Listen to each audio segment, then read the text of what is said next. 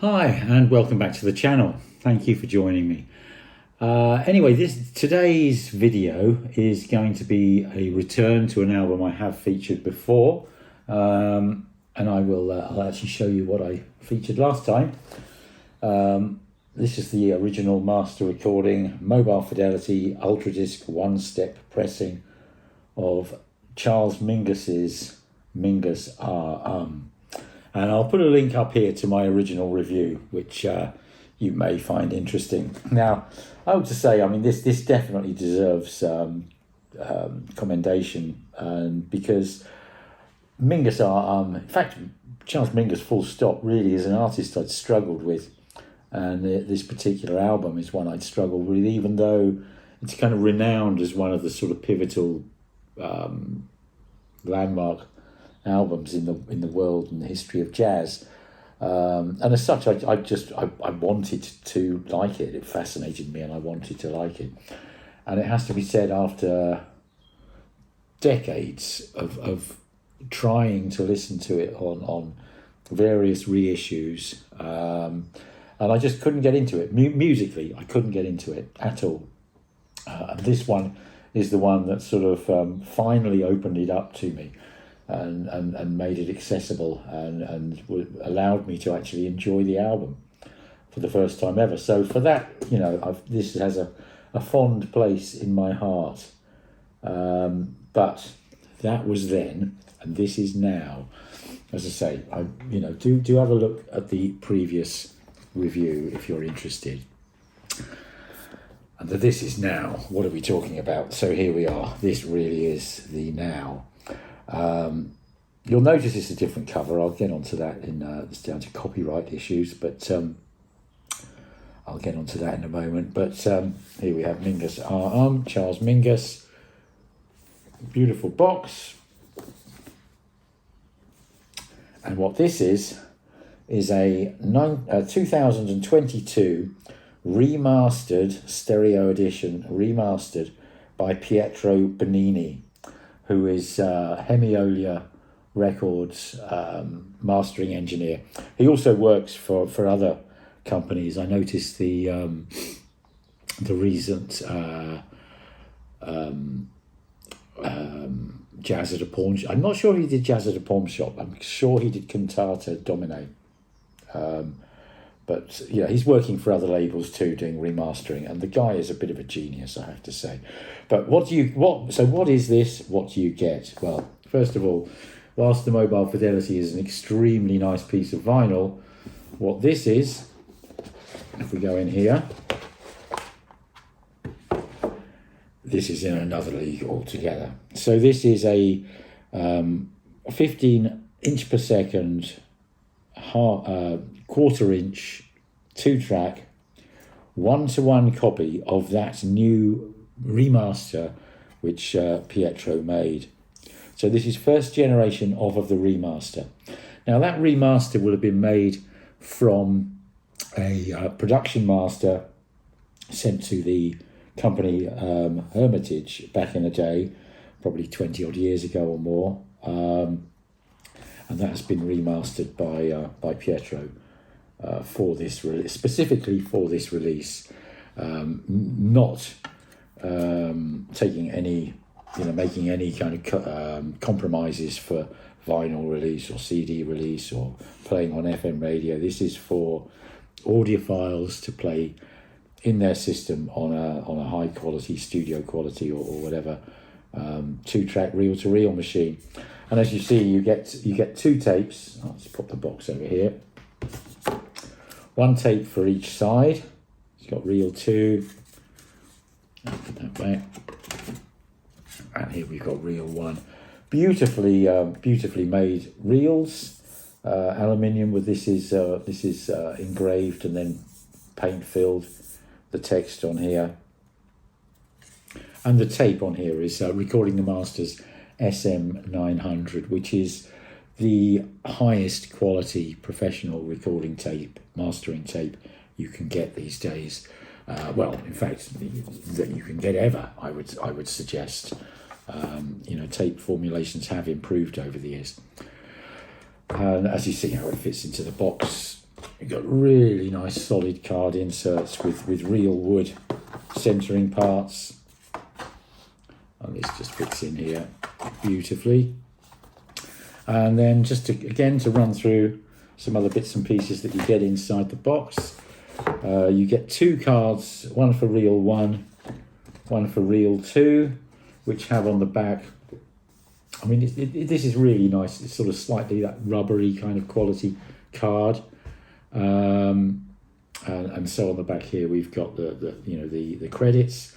So Charles Mingus on bass, Booker Irvin on tenor sax, John Handy on alto and tenor sax and clarinet, Shafi Hadi on alto and tenor sax, Jimmy Nepper on trombone, Willie Dennis on trombone, Horace Parlan on piano, and Danny Richmond on drums. And on side 1, we've got, I mean, it's just beautifully laid out. So you've got the start time on the tape of each of the songs and the length of the song. So Better Git in Your Soul, Goodbye Pork Pie Hat, Boogie Stop Shuffle, Self-Portrait in 3 colours, Open Letter to the Duke. Recorded the 5th of May 1959 and the 12th of May 1959 at Columbia 30th Street Studio, New York. Recording engineer Ray Moore and Frederick Plout. All compositions written by Charles Mingus. Original sessions produced by Teo Macero. I never know how you pronounce his name. And originally released on Columbia Records in 1959. So, and obviously remastered by Hemiolia's Pietro Benini, October 2022. And then the second card for the other reel, Bird Calls, Fables of Faubus, Pussycat Jews and Jelly Roll, and similar information. And yeah, 30 minutes on side 2, 27 minutes on side 1. So it's a good long album actually. What also you get here is a technical specification sheet, which again, it's on really decent card. I'd say that's probably 1mm card, frankly. And here we've got obviously title, Mingus Ah Um, reel 1 and reel 2, Hemiolia, catalogue number. You can see here equalisation. I've gone for CCIR, which is kind of the standard, but you can get it in NAB equalisation. My Technics RS 1500 is NAB only, so if the situation is that you can't replay CCIR, then you can order this in a format that you can replay, which is great. The recording level 320 nanowebers per meter, which is I've mentioned this before and I'll mention it again, but recording levels are a really important thing to get optimized, in my opinion. And this tape, without wishing to spoil the surprise of coming, this tape is exceptional, and they've got that 320 nanoweber absolutely right. And it's not 320 nanowebers and they're banging into the end stops either. It's just absolutely judged perfectly. Half track 1/4 inch on Recording the Masters SM900. Recording date, the original, then details of the original recording date, the location, recording engineers, and then the remastering date, Pietro Benini, and then we've got here Pietro's signature that he's actually made these copies, and he's individually checked them. The copies that you buy are Pietro's new master is replayed on an Atari MTR-15, and the tape that you're buying is recorded on an Atari MTR-15. 5th of the 12th, 22. My copies were made, and here we are as a serial number, and quality checked by, and that's Claudio Valieri's signature there, and Pietro's. And we even get the tape reel serial numbers of the blank tape that they've used. I'd like to point out that each reel of this is about it's between 50 and 100 pounds, 100 euros, depending on where you buy it. So whilst these are, these are very, very, very much premium items, you're buying a copy of a master, and the raw materials are very expensive. The raw materials for this set are significantly more than the retail price of this already quite expensive mobile Fidelity record. So you're not, this isn't, this is something very special you're buying here, and you don't expect it to be cheap, so to speak, because there's nothing about it that is cheap in its production or making. And then we have here an original all analog certification, and basically Hemiolia goes through the whole process, and certify that everything is purely analog all the way through, which is good to it's very good to know. And when you're buying something of this value, it's good to know what you're getting. But then we get onto what you're getting. So, as I've said already, Mingus Ah Um. It's an album that I wanted to like but struggled to like for decades, literally. And it's only, I think it was about 2 years ago I got the mobile Fidelity, and that kind of opened the album up to me. But it was still then, it was an album that I could access, I could enjoy, but it definitely wasn't one of my favourite jazz albums, not by a long way. I mean, I've played it 3 or 4 times in the last couple of years, that's it. There's dozens and dozens and dozens of other jazz albums I've played way, way, way, way, way more than that over that period of time.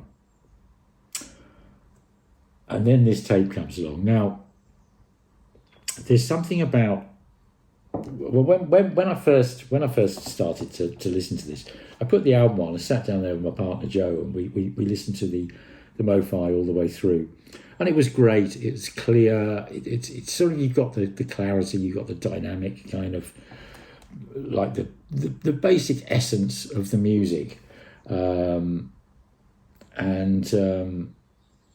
how it kind of loud and softness in time and sort of rough tonality of it. But we put the tape on then, and we were trying very hard to try and equalise levels, which is quite a difficult thing to do, because the dynamic range of each recording is quite different, well, of the different mediums. And slightly underwhelmed by the tape, to be honest, and we played it through a couple of times. It's like, well, I can hear things that the tape is doing better, without question.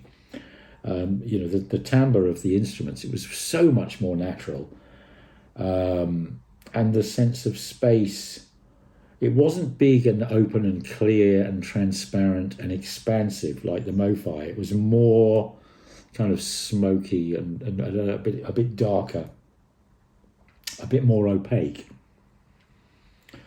And it really did leave us both a little bit underwhelmed. And then we went back to the vinyl. So we did this first with the vinyl. Okay, let's forget about trying to equalise levels and just turn the vinyl up until we reached that absolute, in that moment, the optimum level that sounded like as real as it can get, as dynamic as it can get, as lifelike in the volume and intensity of the instruments as you can get. And we turned it up. I mean, we were already listening quite loud, so we turned it up about another 4 or 5 dB and hit that sort of, yeah, I think that's about as good as it's going to get. And we just listened to a couple of tracks. Then we took it off, we put the tape on, and we did the same. And we just moved from the equalised volume level of the tape up by the same, it was actually 4 dB up that we turned the vinyl. And we put the tape on, and within the first 2 or 3 notes, literally, within the first 2 or 3 notes, a kind of jaws dropped. And there wasn't any need to tweak the volume up a couple more or pull it back down or anything. But it was suddenly you were listening into the air and the space that there were, let me say the air and the space and the clarity of the vinyl, in inverted commas. And what you suddenly became aware of, that it wasn't transparency and clarity, it was the absence of the most minute micro detail, the ambience, the natural, just the natural organic essence of the recording, which is here. It is captured in the tape, and it's vividly captured in the tape. And it's quite funny because from that, we played, like I say, we played about a track and a half, maybe got through halfway through Goodbye Pork Pie out on the vinyl before we've got this, that's as good as the vinyl's going to sound, and went to the tape.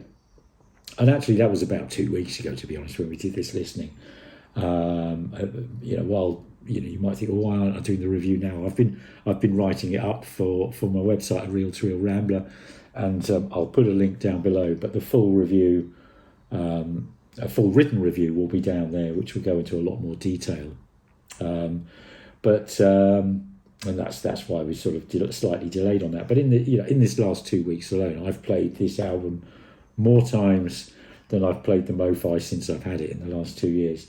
And I've played this over and over again. I've had 2 or 3 visitors in the time who I've put this on for. One of whom made the comment, I don't think I've ever heard recorded music, no matter what the title, no matter what the genre. I don't believe I've ever heard recorded music sound that good before. And I kind of have to say the same. And it's a really strange thing to say, because there's the performance, it's full of sort of buzzing, farty noises of, lips skidding, if you like, on the mouthpiece, spit in the bottom of the horns gurgling away. There's all sorts of these little things, and sometimes not so little. They're quite there. But just the absolute reality of the sound and the sound staging. So bear in mind, you've got 7 horns on this. Let me just get back the... Now, I couldn't tell you which horn player at any one time is standing in which position. But I'll tell you what I can. So if we just... if we look at the back here, hang on, we've got... So, well, the first thing is, on the right channel, Charles Mingus stands, I would say, maybe a foot or 18 inches in front of the right-hand loudspeaker. Drums are kind of fairly way back and sort of centre, slightly to the right. Centre right, I would say, rear drums. Piano is centre left, rear. And then you've got tenor sax, and then alto or tenor, or clarinet, alto or tenor, and 2 trombones. Trombones are nearly always on the right, behind Mingus, but in front of the drums. And the saxes, the tenors, altos, the clarinet. Clarinet only seems to appear in the centre, sort of centre mid foreground, if you like. There's always a sort of an alto or a tenor, or at least one, at times 2 or 3, on the right, on the left channel, in front of the piano, and then occasionally, sort of alongside the trombones, there's an alto or a tenor on the right hand. So behind Mingus, you've got some horns, and then you've got the drums sort of coming in. So there's a massive spread of sound, and as you go through the tracks, better get it in your soul. I mean, it starts off with there's just this sort of like just incredibly vivid plucked bass, incredibly vivid. You literally can almost see it, and then just sort of like 1 bar later, the piano comes in, and then the drums very sort of gently and subtly, and a very laid back kind of trombone. And you think, right, okay, I've got a handle of this, of like the various volumes and the intensity and dynamism of the whole recording. And then, literally you're like 10 seconds into the piece at this point. And then the sax or saxes come in, and they're just searing, intense, not bright, not gritty, not aggressive, not ratty, not harsh, but just intense, and it literally kind of makes you, surprises the heck out of you, and almost scares you, kind of thing, because you just don't expect that contrast, and then the whole track just rolls on with this just incredible kind of intensity, massive dynamic range. You've got this fantastic kind of underpinning of the piano, the drums, and the bass, all the way through the whole album. Just lay down this incredibly, at times, really quite frenetic sort of kind of rhythms, and at times very kind of like, sedate, almost haunting, laid back. I mean, Goodbye Pork-Pie Hat is a perfect example of that. But it's so it goes from intensely frenetic to sort of laid back, almost sedate and haunting. I mean, just going through the tracks really briefly, Boogie Stop Shuffle is an absolute favourite. It's just it's dripping with 1960s kind of flavour, even though it's a 59 album. Again, you can see why it was so pivotal, because it's so much of what went on in the 60s is sort of informed and inspired by this, unbelievably so. And in popular culture, it's sort of, there's parts that remind me of the Batman theme tune, there's parts that remind me of the Pink Panther, there's parts that remind me of sort of 60s kind of Western cartoony type of, things. It's just dripping in 1960s-ness, but was from the 50s. And that just, again, it just shows how much, how influential it was, and how revolutionary it was, really.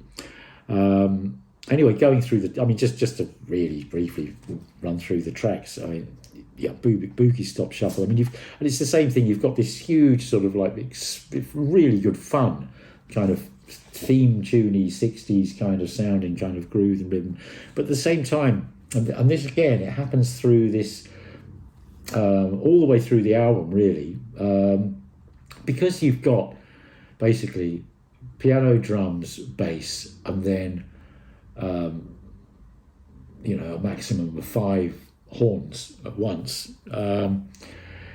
There's a real kind of feel of that sort of 30s, 40s kind of dance band, big band kind of dance band type of jazz. I think of things of that era. You've got your Glenn Miller, you've got your Benny Goodman, Artie Shaw, artists like that, and this really, it at the same time of dripping with the essence of 1960s sort of popular culture, it's also dripping with the feeling of sort of 30s and 40s kind of jazz dance bandy kind of thing. And the way and sometimes one track will take you on this huge journey through all these kind of worlds, if you like, and it's stunning. Self-portrait in 3 colours. It's you've got these intriguing, entwining, overlaying melodies.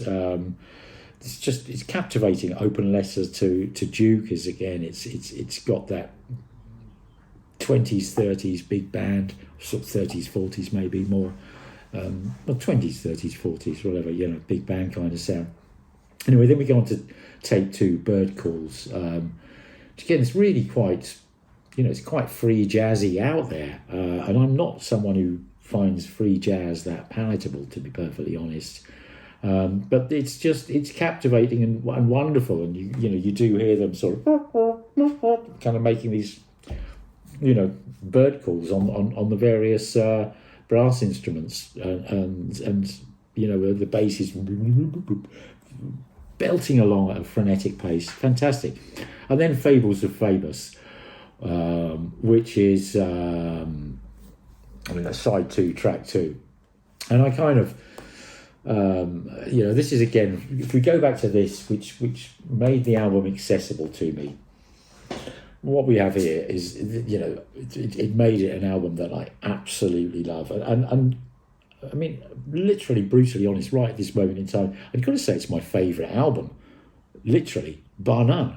I've played it dozens of times in the last couple of weeks. I'm honestly enjoying this one more than The Kind of Blue and The Blue Train.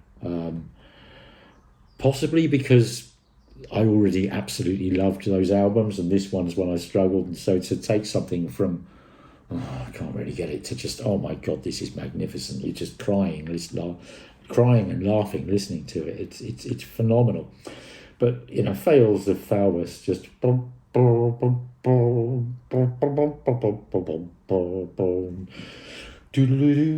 it's a dark subject. It's about incredibly awful, horrific racism that was prevalent at the time, and and let's not pretend that racism isn't still a thing. It very much is. We should always be aware of that, not brush it under the carpet. But it was his response to a pretty, well, not pretty, incredibly dark situation. But it's wonderful. It's absolutely wonderful. Wonderful piece of music. And then Pussycat Juice and Jelly Roll. Again, it's more of that kind of just this combination of 60s popular-y, culture-y, kind of TV theme, toony, sort of just makes you smile. Very, very catchy. And that kind of 20s, 30s, 40s big band, kind of swingy, kind of, massed horn-led jazz. And that's it. I mean, there are bits within this. I mean, there's a part towards the end of Fables of Faubus, where Mingus is playing his bass, and it's he's sort of it's at first it's a strange thing because it's sort of like boom, and you can hear this sort of like tapping, and you think, what's that? Is that someone? Is it someone with a is it the drummer kind of hitting the rim of his drum? It's in time with the music, hitting his rim with the drum, but it's sort of like, it doesn't quite sound like that, and it's not coming from the same place as the drummer, so it's clearly not. Is it Mingus? We've all heard people like tapping the body of their acoustic guitar or their bass, just to sort of add a percussive element. Is it that? He said, no, it's not that. It's not. You can't quite work out what it is. And then you just twig because you can hear it. And what it's doing, it's like, if you imagine, here's the strings. It's like boom, boom, boom, boom, boom. So he plucks and then slaps dead, and it's the sound of his fingers slapping down against those strings into the against the body of the bass, and it's once you've heard it and worked out what it is, and it's so vivid, it's so detailed, the resolution seems infinite and the reality seems infinite, and you can literally, well, not literally obviously, but it's so close to literally, you can see it. I mean, I was just sat there, jaw dropped, staring at the space, like I say, about 18 inches in front of the the right speaker, and curiously enough, at maybe about 3 foot off the floor, which is the appropriate height for where his right hand would be, and that's another thing with it. The sound staging is just the width, the depth, the height, everything is bang on.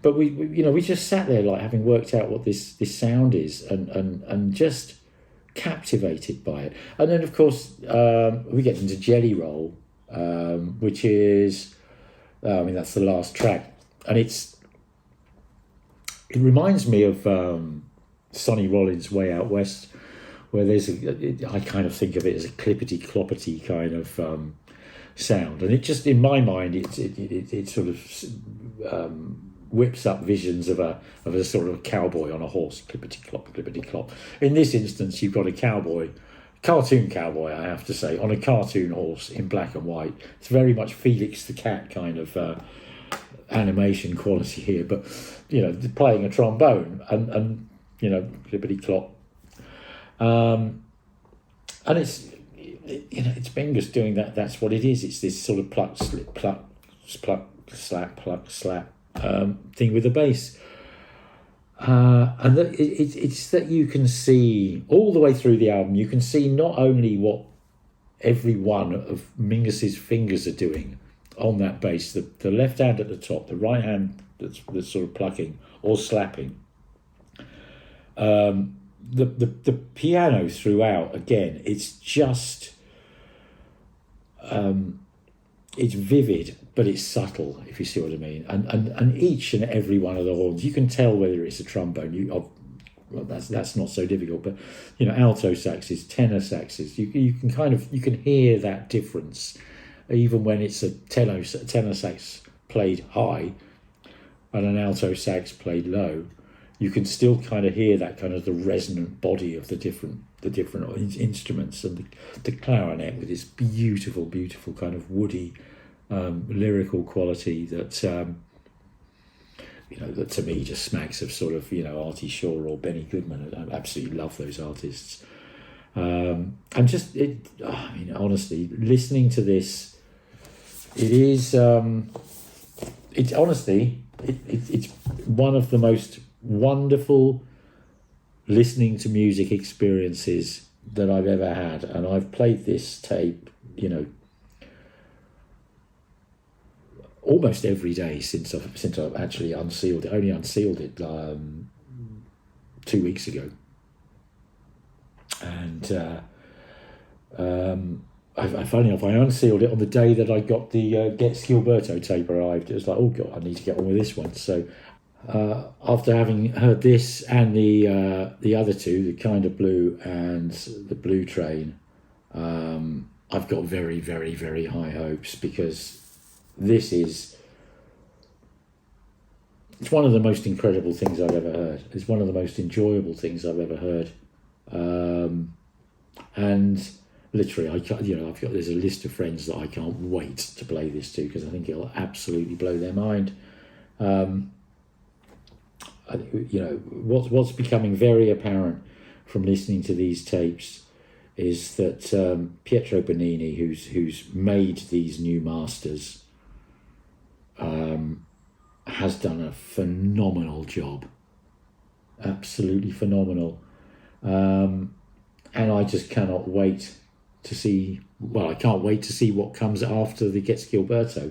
But for now, this remains my most played, you know, at the current time, my most played record of any form, and my favourite record of any form, to be perfectly honest.